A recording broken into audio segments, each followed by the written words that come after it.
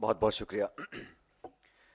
साथियों, जैसा कि आप जानते हैं, 14 जून 2022 को ये अग्निपथ योजना की घोषणा करी गई और जैसा कि 10 साल के सरकार के कार्यकाल में बिल्कुल स्पष्ट हो चुका है कि कोई संवाद, कोई चर्चा, कोई डिस्कशंस इसको लेकर किए नहीं गए और एक तरफा निर्णय लिया गया कि संपूर्ण जो भर्ती फौज की होगी, डिफेंस फोर्सेस की होगी, उसको अग्निपथ के माध्यम से किया जाएगा। कहा यह गया कि सेना की जो औसत आयु है वो ज़्यादा हो रही है, उसको कम करना है। कहा यह गया कि हम लोगों को अपनी डिफेंस फोर्सेस को मॉडर्नाइज करना है। लेकिन मोटे तौर पर देखने में आया है कि ये जो योजना का क्रियान्वयन किया गया, ये मूलतः पैसा बचाने के लिए किया गया। डिफेंस एक्सपेंडिचर हमारा बढ़ रहा है और कहा जाता है कि अब कल ये परसों कहा गया कि हम डिफेंस एक्सपोर्ट से बहुत पैसा कमा रहे हैं। ये भी कहा गया कि हम आत्मनिर्भर हो रहे हैं, हम इंडिजिनस मैन्युफैक्चरिंग कर रहे हैं। अगर हमारे डिफेंस डिपार्टमेंट को इतनी आमदनी हो रही है और हम लोग इतने सक्षम हो रहे हैं, तो सबसे ज़्यादा महत्वपूर्ण ये होगा कि हमारे जो शौर्यवीर सैनिक हैं, उनके जीवन के लिए, उनकी भर्ती के लिए, उनकी नौकरी, पेंशन, परिवार की सुख सुविधाओं के लिए हम लोग संसाधन को जाहिर करें। ये अग्निवीर जो बनने जा रहे हैं, इसका विरोध करने के लिए कांग्रेस पार्टी ने, जब ये योजना लॉन्च हुई उसी समय से हम लोगों ने विरोध किया था, क्योंकि हमें लगा कि ये 4 साल की नौकरी देने के बाद सिर्फ 25% लोगों को स्थायी रूप से फौज में भर्ती किया जाएगा और बाकी 75% लोगों को रिलीज कर दिया जाएगा।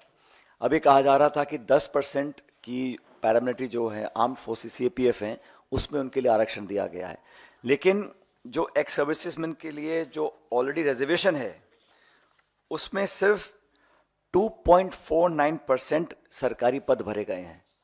जो पूर्व सैनिकों के लिए पद आरक्षित हैं अब तक, उसमें सिर्फ 2.49% पद भरे गए हैं। फिर कहा गया कि अलग अलग स्टेट गवर्नमेंट्स अनाउंस करेंगी कि जो 75% अग्निवीरों को हम छोड़ देंगे वो कहाँ अब्जॉर्ब होंगे। एक आध राज्य ने किया है, बाकी राज्यों ने किया नहीं। बेसिकली जो लोग 4 साल की नौकरी के बाद एक कम उम्र में रिटायर हो जाएंगे, उनके भविष्य का कुछ पता नहीं, उनको पेंशन भी नहीं मिलेगी, उनको ग्रेच्युटी जो 11 लाख रुपए की दी जा रही है, उसका भी जो आधा पैसा है उनकी तनख्वाह से कट रहा है। तो कहीं ना कहीं ये कॉस्ट कटिंग के चक्कर में हम लोग अपनी सेना की भर्ती की जो प्रक्रिया है उससे खिलवाड़ कर रहे हैं। सबसे महत्वपूर्ण बात यह है, जिसके बारे में आपको तिपेंद्र जी बताएंगे, जो राज्य ऐसे हैं जहां सबसे ज़्यादा भर्तियां होती हैं, जहां लोग बहुत चाव से, शौक से और एक मातृभूमि की रक्षा करने की भावना से सालों तक प्रशिक्षण करते हैं, तैयारियां करते हैं और एक गांव में माहौल होता है कि हम फौज की भर्ती की तैयारी कर रहे हैं। ऐसे लगभग 2.25 लाख लोग हैं जिनको आपने भर्ती दी लेकिन ज्वाइन नहीं कराया। उन्होंने बहुत लंबे समय से वो धरना देने, अपनी मांग को रख रहे हैं।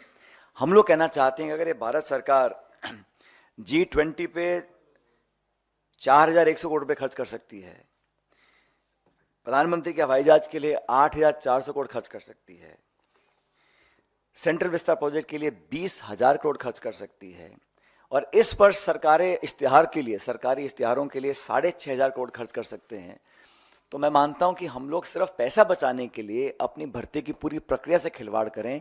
ये भविष्य के लिए, हमारी आंतरिक सुरक्षा के लिए, हमारे भारत की इंटेग्रिटी, सिक्योरिटी के लिए कहीं ना कहीं चैलेंज बन सकता है।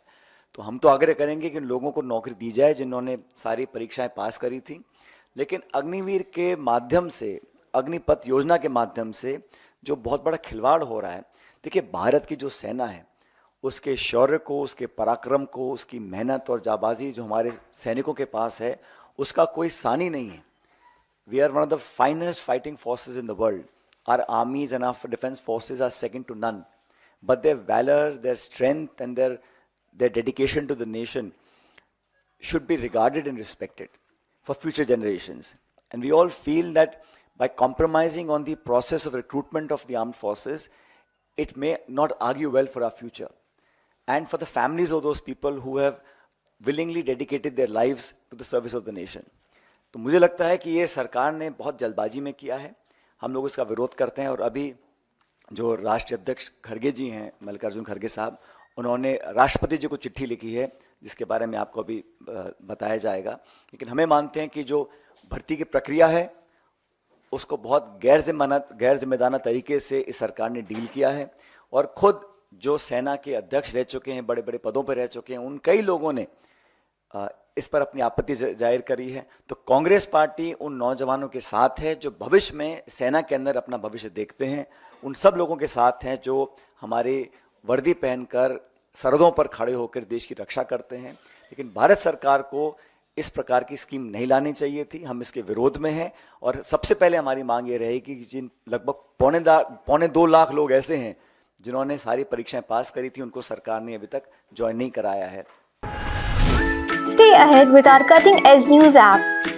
Instantly access the latest shorts in just 1 minute and breaking news in just 50 words. Download now for a smarter, faster news experience.